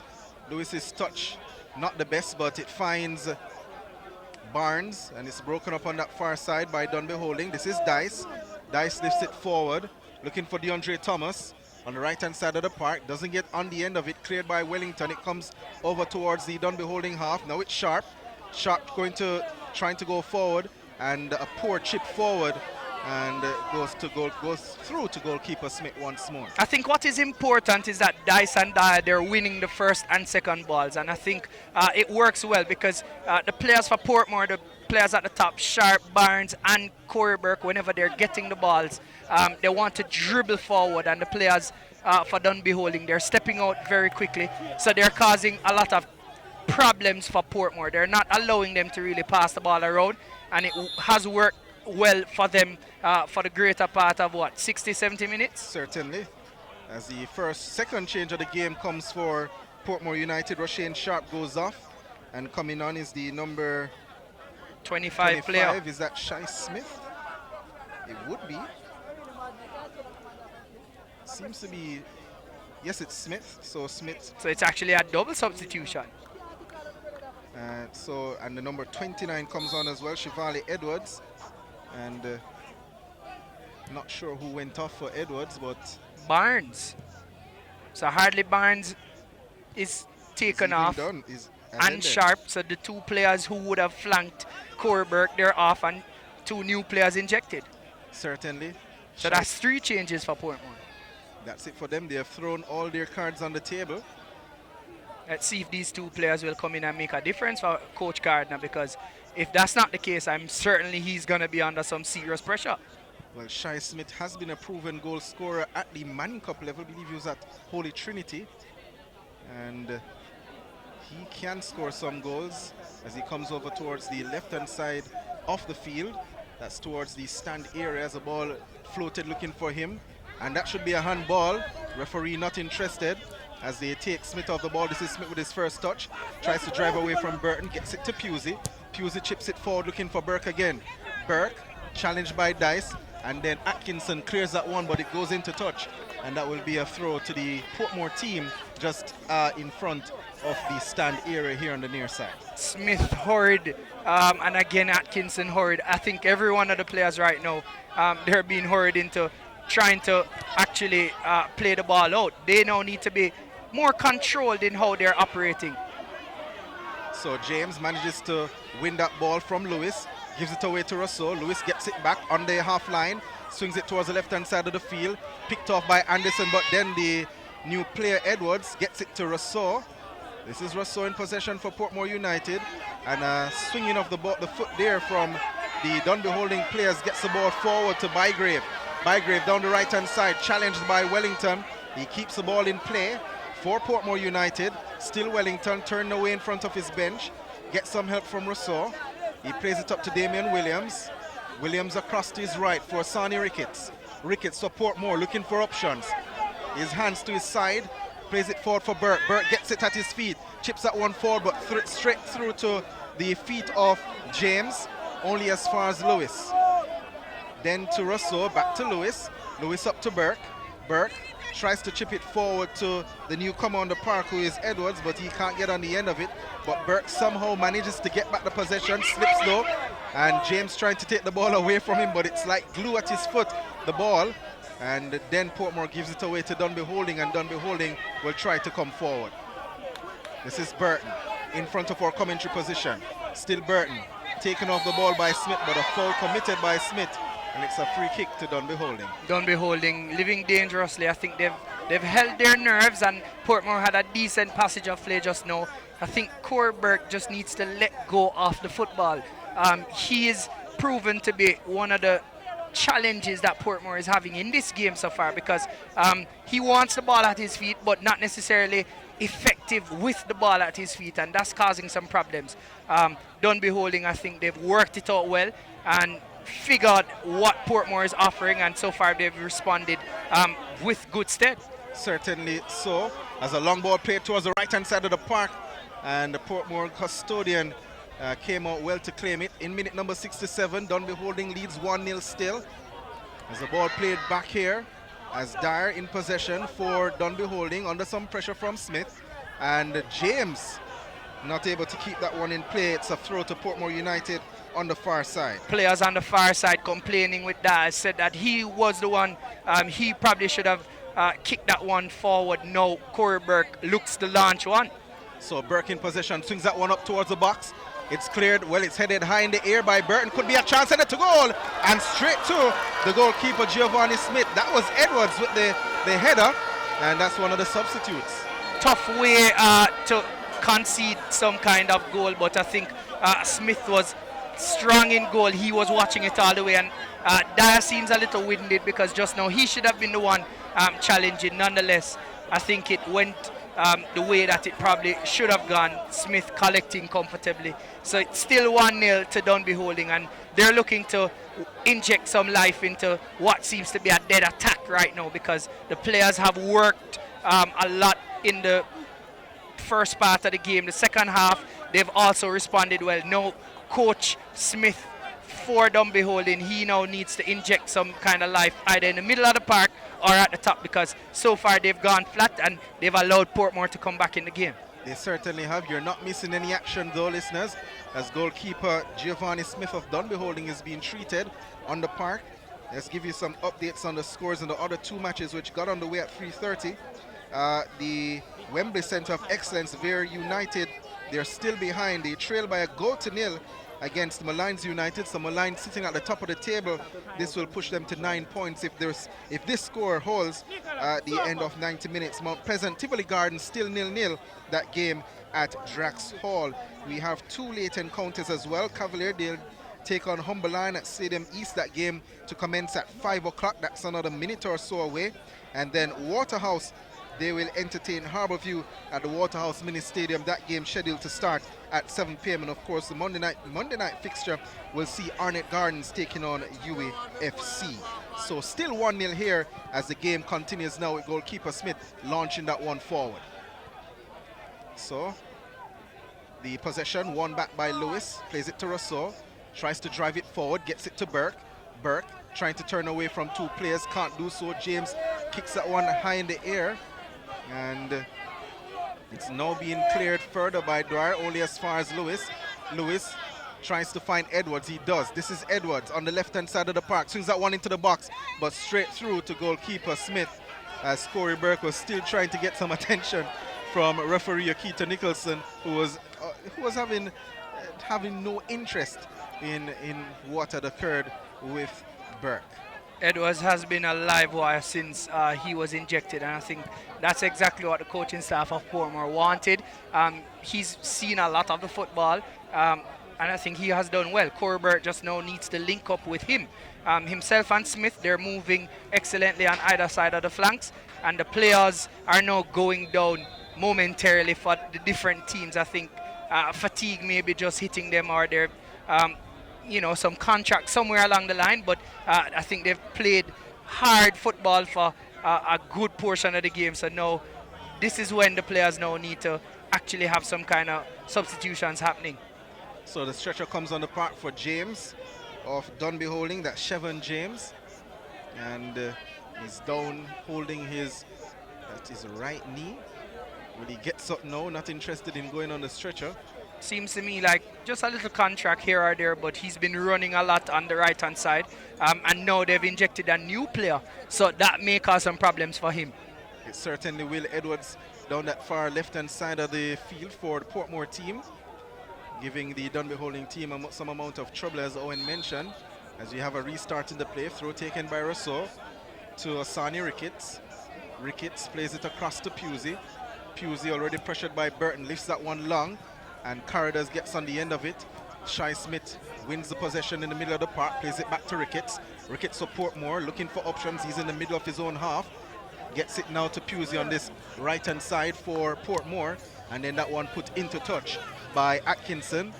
Pusey to take the throw. Throws it up to Rondi Smith. A lot of concentration on his face. And he headed into touch by Atkinson. Will be another throw to Portmore. Smith takes it, gets it to Pusey. Challenged already by Burton. Pusey gets it up towards the box. Burt can't get on the end of it, and then it's cleared by Anderson, and that will go into touch for a throw to the Portmore team. That's on the far left-hand side of the field, across where the benches are. A lot of ping ball happening, not much in terms of systematic play, just ugly kind of football. But right now, if you're a Dunbeholden fan, you're comfortable, you just want to get it away. Portmore, on the other hand, not able to put the ball on the surface because Dunbeholden is really pressuring them. So Pusey gets away from Burton. Lewis calling for it. He decides to switch the play across to Rousseau. This is Rousseau on the left-hand side of the field. Links up well with Edwards. This is Rousseau on the edge of the 18. Tries to get a ball across. He's pulled down and not maintaining possession. The keeper comes and holds on. And the referee shakes his hand and said, no, there's nothing there for you, Portmore. It will be just nothing for them. Good play, good 1-2 play between Rousseau. It was switched well by Pusey, I thought. Andre Lewis was coming short for it. He wanted it, but Pusey had other options. He swung it over the top, saw Rousseau. It was a good play between himself and Edwards, and I think good 1-2. Probably Rousseau should have gone for a shot because it came into his path. It was on his left side. He's a left footer. I'm not certain where he was dribbling forward to. And I think Smith came out really very, very confidently and collected well. Now he's down on the turf because he came out and thwarted whatever effort, but Portmore would have wanted that one back. It was a good passage of play and probably should have resulted in something else. Certainly should have, as Shaniki Burton is also down. That's Saniki Burton of Dunbeholden, and Atkinson indicating that the Dunbeholden team may very well need to make a substitution. Saniki Burton doesn't seem as if he can continue. He's down here and trying to stretch his legs. Would have been running really hard, and again, trust me, the conditions here, it facilitates that kind of running, and I think how Portmore has been playing, they're passing the ball around, trying their very best to do what they do well, but credit to Dunbeholden, they've really responded. They've caused a lot of problems for Portmore, so every single player for Dunbeholden right now probably would have run more than their regular allotted time in normal passage of play, because how Portmore plays, you need to be doing a whole lot of running to disrupt the flow, and so far they've done that. They certainly have. 75 minutes gone by my watch. It's Dunbeholden. They continue to lead by a goal to nil, and stretchers coming out. Stretchers come on for Burton. The keeper is up. That's good news for them though. Giovanni Smith, and another substitution to be made momentarily here for Dunbeholden. Could be Nicoy Christian or Adrian Williams coming on for them. Looking across to the bench area, maybe Rodave Murray. Seems to be Rodave Murray who has gotten up. The fourth official will signal shortly, but Burton takes his time to walk off the park. Having a bit of smile on his face as well. Actually, that's Grimace. You sure? I'm certain that's not him smiling. He's grimacing. He's feeling some kind of pain. Well, no, he does seem that way. So the number 21 going on, that's Anthony Thompson going on for Dunbeholden, and going off, as mentioned, the number 18, Saniki Burton. Certainly not a like-for-like substitution, because Thompson obviously came on with some instructions. He advised the number 17 player, Anderson, to now stay left, and he will stay right. So good, I guess, injection probably on that right-hand side, because obviously the left-hand side for Portmore was causing some problems. It certainly was. Probably still will cause some amount of problem for them, but we'll wait and see. It's Dunbeholden who has a throw on that far right-hand side of the field. The throw to be taken by James. Looking for DeAndre Thomas, who has gone quiet in the last 15 minutes or so. He gets a corner though. Certainly a tired player, but definitely won't give up, and that's what you have to really give him credit for, because he's gonna cause some problems. Again, Andre Lewis heading one out for a corner, and when you see Andre Lewis deep in his half defending, it speaks volumes to the kind of play that Dunbeholden has caused them to do. A lot of pressure on Portmore United, certainly on the head of coach Ricardo Gardner, as a corner to come for Dunbeholden on the far right hand side. Oh, the player slipped, and it almost came nicely for Bygrave. and Dyer. It's cleared at the back for Portmore. Edwards trying to pick it up, and that will run into touch. It's another throw for Dunbeholden. Again, the ball staying on that far right-hand side in front of the benches now. And James, who had gone back more centrally, comes across to take the throw. Just one change made by the Dunbeholden team so far. We have played just about 32 minutes in the second half, 77 minutes overall. As the ball comes up towards the half line to Rundy Smith, gets it to Shy Smith. This is Shy Smith, goes by Atkinson. Atkinson comes back. Oh, he goes by Anderson as well. Still Shy Smith, and he's brought down when he slipped, it seems. Comes to Lewis. Lewis challenged early by Thomas, and not sure what Lewis was thinking. He was looking for Rousseau. Way behind him, the ball was played though. Rousseau gets on the end of it though, finds Damian Williams. Williams plays it across to Asani Ricketts on this right-hand side, or middle of the park rather. He plays it up, met by Atkinson, he heads it out, looking for Rundy Smith, who plays it over the head of two Dunbeholden players who seem to have collided. And the throw comes, will be taken by Pusey. Ricketts hits it one time up towards the box, looking for Corey Burke, who heads it back. And goalkeeper Smith will just grab that one out of the air and then drops on it, to the applause of the spectators here, who seem to be favoring the Dunbeholden team this afternoon. Smith knew exactly what he's doing. He knows that just trying to kill as much time as possible from the contest, not giving Portmore a quick chance to start, and it disrupts their flow. Portmore just trying to probably put the ball down, but unable to do so because this is a tough Dunbeholden team.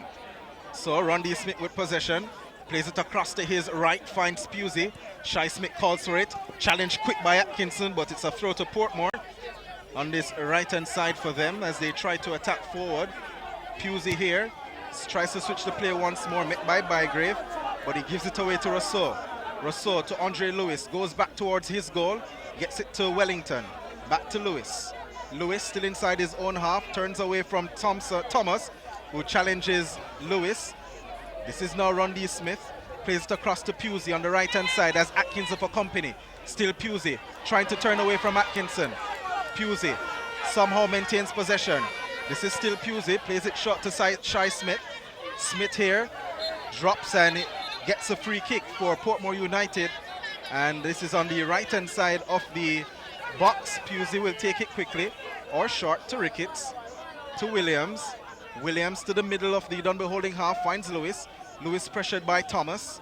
Still Lewis though for Portmore United. Forced to play to his right, gets it to Asani Ricketts. Ricketts plays it first time to Pusey, a bit too long, and that will be a throw to the Dunbeholden team deep inside their own half, and they still continue to lead by a goal to nil as they're on the verge of minute number 80 of this encounter. Portmore now camping out in Dunbeholden half, and I think there needs to be another substitution, obviously, because the players now look a little tired for Dunbeholden. They've been working very hard, and Portmore looking for that equalizing goal. I think they're pushing very high up the park, and it may cause some problems, but I think so far it has worked. So that will be a free kick here. Pusey shoulder bumped into the fences by Anderson, and it's a free kick to Portmore United. There's something that I've observed in this encounter. Andre Lewis, he got the ball on the top of the 18 a while ago. I thought that he could have taken the shot, but he just decided to play it back across to Pusey. Yeah, he's a passer. He's a passer. He looks like he's lacking confidence. Probably that's just generally how he plays. But he now needs to step up. The team is looking for him, as well as Burke, and I think these are two senior players. They now need to step up if Portmore is to get anything from the contest. Probably Edwards, who would have been substituted, is the most notable Portmore player so far in the game, but it's been all Dunbeholden. It certainly has. So it's a free kick to Portmore. They're on this right-hand side of the field in front of the stands inside the Dunbeholden half. Rousseau to take it left footed, swings it up towards the box. His goal could be a chance, and a brilliant clearance by James running back. The keeper knew nothing of it, and James with a brilliant save, probably off the line. It's a corner kick though for the Portmore team. Excellent. He was just running all the way back, watching the ball, and I think it was a very good delivery from Rousseau. Another delivery here from the corner flag, headed on. It's cleared by DeAndre Thomas, and then It will be picked up by Thomas once more and trying to get out of danger and played it across, and Dyer now puts it onto the chest of Rousseau. Rousseau tries to put it into the box. Ricketts can't get on the end of it, and Dunbeholden will try to clear. Foul committed by Ricketts, and Dunbeholden can breathe a sigh of relief as Portmore United were trying to get something out of that set of play. They were pushing forward. They smelled blood in the water. And I thought that just now it was very, very close. But now the Dunbeholden players, they have a sigh of relief because I thought Portmore actually snuck that one in. A substitution is going to be made from a Dunbeholden perspective. Carthas is up. He was down earlier limping. And now the player, the goalkeeper as well, he has gone down for Dunbeholden. So all the time management skills, the tactics, everything being employed by Dunbeholden, because I think they now know that they're a little bit out of their league in terms of physical fitness, because it shows that Portmore United is obviously the more physically conditioned team, but Dunbeholden take nothing away from them because they've been running all game long and they've frustrated Portmore. So the change to be made, Anderson the man to make way here. We'll let you know who's going to come off. The goalkeeper for Dunbeholden still receiving some treatment. And he's milking every single second of this contest. Very, very good goalkeeper today. He's stood up very strong just now. I thought it was probably just sneaking in, but himself and the defenders, they worked it out, and they're still leading the contest. They're holding on by the skin of their teeth. And I think every single player now needs to switch on for Dunbeholden if they're expected to get all 3 points. Well, look at this. This is some good game management from Dunbeholden. The number 17 player has been taken off, Richard Anderson. He was closer to where the substitution, the bench was. He walked back to the middle of the park, stopped, dead center. He knew he was going to be taken off. And then when the number went up again, he took his time to walk off. Good game management, one would say, from Dunbeholden. But I think the strategy, obviously, from Okita Nicholson, the referee, he will ensure that whatever time needs to be added on will be added on. So regardless of how long you take to come on the park, there still will be time added on. And the number 25 player for Dunbeholden, Williams, he's expected to also be a live wire. Can kick the ball. One of the more notable players for Dunbeholden. Let's see what he will add to the contest. So the ball played upfield, looking for a handball there from Carruthers in the middle of the Portmore half. It will be a free kick for Portmore United.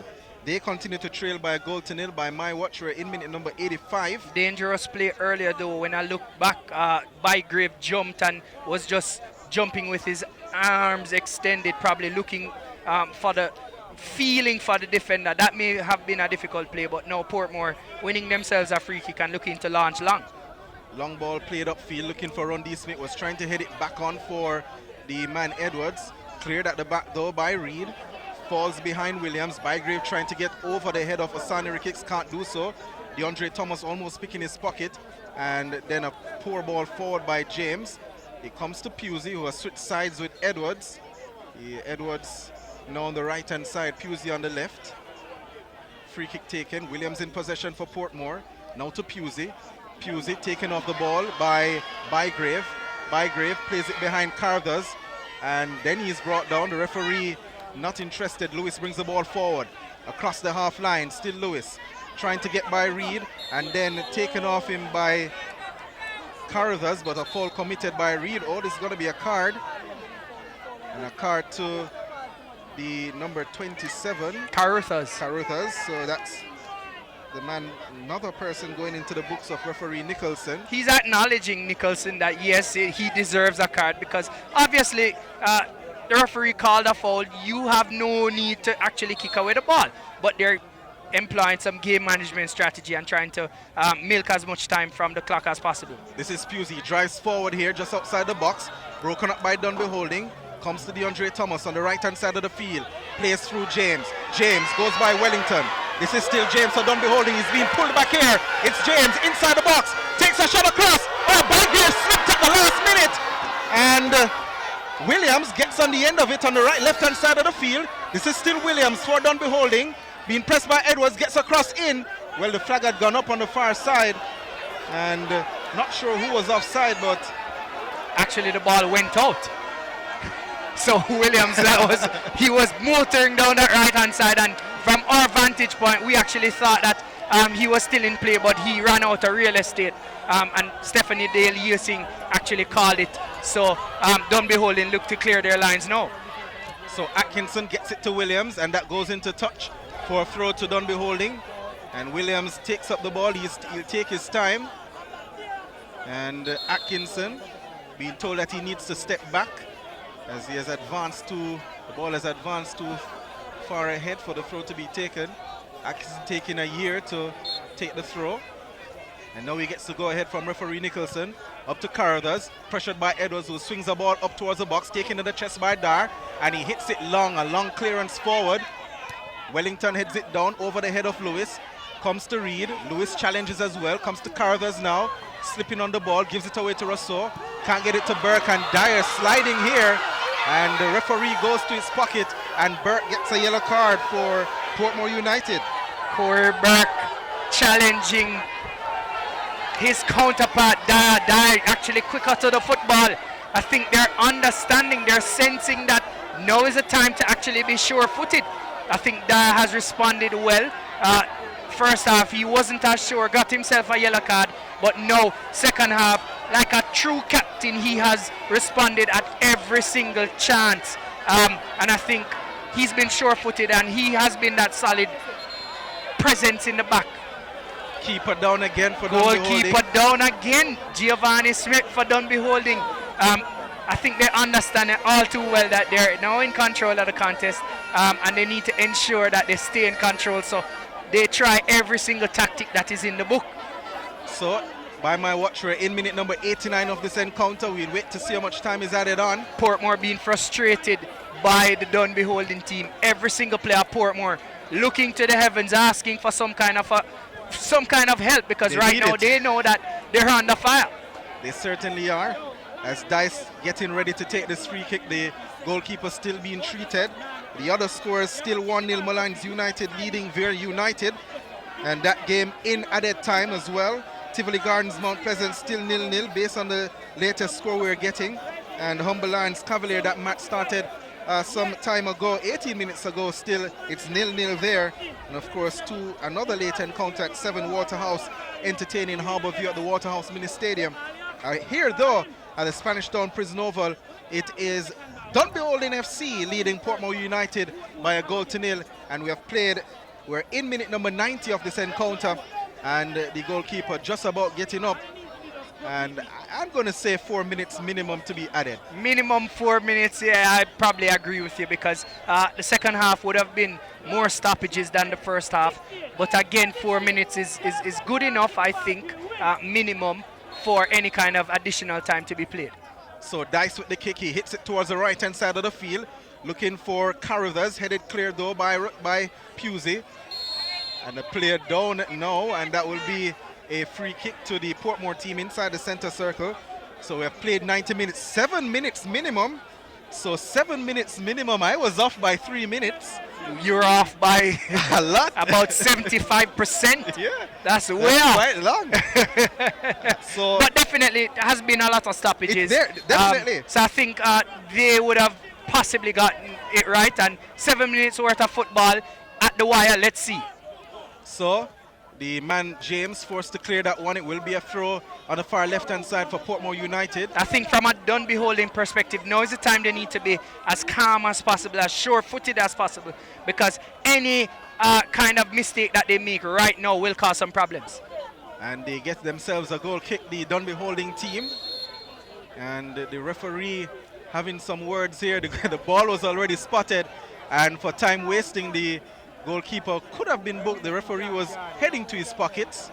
He's warning him. That's probably the last of it. So the next time he goes down or do anything that is questionable, I'm certain Smith will get a card. So goal kick here for Dunbeholden. Again, they favor that right-hand side of the pitch. And Wellington there committing the foul on Carruthers, who is rolling and writhing in pain. Ryan Wellington shouldn't have probably gone through, but Carruthers definitely one of those standout players. He's all over the park, a wiry kind of player, not the the biggest in terms of frame. He's now down and Making a Holding meal of is it. definitely making a meal. Probably from our vantage point, something we think it's a little normal, but probably he was affected by the studs of Wellington because he stepped on him inadvertently, I must say. It wasn't deliberate, but Caruthers is now on the park just hitting the ground in pain. And interestingly, listeners, there's a gathering hovering over Caruthers, who is being attended to, both set of players from Portmore and Dunbeholden. Not sure I'm saying Humble Line, but their match comes up later on against Waterhouse. But it speaks to what kind of probably injury or potential injury it could be, because all the players are over him. So from our vantage point, we're thinking it was a regular challenge which caused a foul. It seems that it was more than just a regular challenge. Again, like I said, everything from what we saw was inadvertent, but Caruthers, normally a good sportsman, he would have been up already. So let's see what will happen. And here we having a shoving match between Dice and is that Damian Williams? Williams, Dice, and Williams. Andre Lewis, Corey Burke. Every single Portmore United player probably wanting the football game to start as quickly as possible. Williams will be reminded that the last time I saw him play, he got red carded. Also got a lot of punches against Waterhouse. Yes. So he'll be reminded of that. So a change being made here. Number 23, that's Nicoy Christian, has gone on. Doesn't seem happy to come on in this time, but obviously inserted by Coach Rigel Smith. Caruthers pulled off. And that's good sportsmanship just now, ensuring that the players who would have had the argy-bargy earlier know, had a handshake. So that's Dice and Williams. So good sportsmanship by Nicholson and company. Ball sent up here. The keeper doesn't handle it well, but luckily for him, he got some hands to it. And Rundy Smith can't get the ball forward. Now Edwards, the ball in the air, taken on the chest by Rundy Smith, but gave it away a bit. And Williams was trying to find Bygrave, and Asani Ricketts puts that one into touch. Well, he already went over the goal line, so it will be a goal kick to the Portmore team. Number 19 for Dunbeholden, hobbling all over the park. Kevin Reed, he's in the middle of the park. That may be a cause for concern. So Damian Williams plays it to Andre Lewis. Lewis inside the Dunbeholden half, gets some help to his left from Pusey. Pusey turns away from Thomas. This is still Pusey in possession. Plays it short to his right for Lewis. Lewis drives that one up looking for Burke. Challenged by Dyer. Comes back to Pusey. Pusey trying to turn away from James. Gets some help now from Rousseau. Rousseau swings that one into the box on the edge. Burke didn't get onto it. Could be a chance for Edwards. And his drive missing. Comes towards the back post. And that one there will run over the goal line once more. And that will be a goal kick to Dunbeholden. Dunbeholden just ensuring that defensively they stay as solid as possible.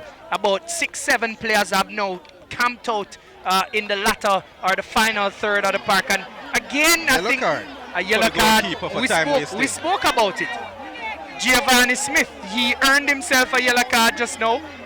Probably shouldn't have, but the referee had spoken to him and he got himself a yellow card for chasing a ball which was all the way on the other side of the park. Exactly. Knowing all too well that would have taken about 20-30 seconds from the game. And Reed gets a yellow card for arguing with the referee. That's the number 19 for Dunbeholden. So yellow cards are plenty in the final minute and a half of this encounter, with Dunbeholden leading by a goal to nil. I'm actually surprised. Well, the flag has gone up on this far side here as the assistant here calling, so the game will be stopped as second assistant Josette Carr saw something and she immediately shouted for referee Nicholson, and the referee comes across and Dyer telling the referee that he is the captain and Nicholson telling him to stay away. He's not listening to the referee, and this makes no sense. The referee has a final word and he's telling the players to stay away. So Josette Carr having a word with Nicholson, and the referee will restart the game. So not sure what Josette saw. She actually saw something with the captain Dyer. He's on a yellow card already, and I think he know that he was walking a very thin line.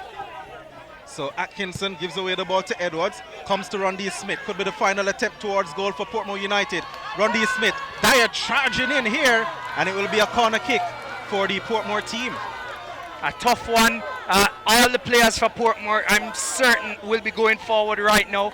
And it's a good kick off the football. Russo, he would have delivered one earlier. Wasn't actually converted. Let's see how they will respond to this one. Well, we're in the final minutes of the 7 minutes that have been added. Final chance surely here for Portmore. Ball saw across towards the back post, and it's headed into the crossbar and over. Corey Burke can't believe his luck. And that will be a goal kick to Dunbeholden, who may have just survived this afternoon. Certainly, very good delivery from Russo again.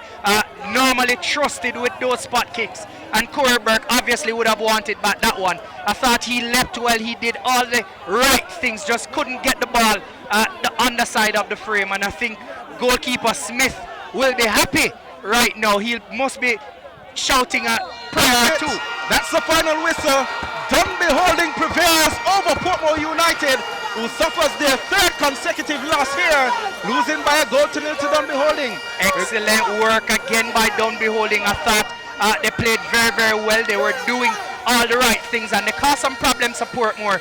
All the players of Portmore now just heading back to their dressing area and probably holding their heads in a little shame, because they know exactly that this victory is not just the fact that they lost to Dunbeholden. It's a moral victory, because Dunbeholden haven't gotten the better of them in 3 contests. This is the 4th one, and now they've actually broken the spell. So good play by Dunbeholden. Very tough loss for Portmore. Certainly, Owen, and we're going to take a quick break, send you back to the studios, and we come back and give you a good recap of what took place here at the Prison Oval. Back to the studios for a short while. We'll be right back.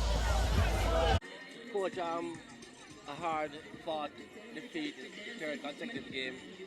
Your thoughts on the game? Yeah, still not the result that we're looking for. I think we could have moved the ball a little bit quicker. I think the Dunbeholden team gave us space where we could put the ball down and play, but sometimes we have to realize when situation is not on and turn the ball behind and get them facing their own goal and try different things at different times. But I think we created enough chance for us to go and get something from the game, but unfortunately just ball just didn't roll our way today. Not the start you wanted, 3 No, still not the start we wanted, but it's still early doors. We still have 30 games to go. It's 3 games into the season. I'm sure we can look and say, Waterhouse already win the league, or we can look and say, Dunbeholden can go on and win the league. You know what I mean? It's still early doors, 3 games in. We have work to do, no doubt about that. We will continue to work hard on the training ground and the things that we need to work on. We just have to regroup and come again. How do you lift the players though going forward? I mean, we're in a professional environment, and the Portmore family grow their players that way. So they know once they give everything and leave everything on the football field, we just have to keep our head up and keep on working. Yo, on the boyfriend yesterday, Assistant coach. Okay, Dunbeholden. Right? Yeah. Okay, yes. A good game this afternoon. You managed to defend champion and get 3 points. Yeah, good game as I said. We lost 2 before, so we had to go back on the pitch and work. We won today through hard work. Nothing special, but just everybody working for the other guy.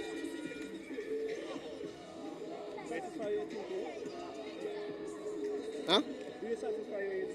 Yeah, we have to be satisfied. We didn't have none. We came here with none today, and we got 3 points, so we have to be satisfied. Just continue working and keep the train moving. Game plan was to keep the team compact, because Portmore, we know Portmore is an attacking team, a team that loves to keep the ball, and we achieved that today. We had 3 at the back at all times, and the midfield was really protecting the back line today, and we worked on that in training, so that's what happened. What was the talk today? Your team? The talk was we were about fighting. This is a Portmore derby, so we had to come out and fight, really fight. It's not going to be a pretty game because none of us had any points, so we know they're going to come hard. So just fight, that's it.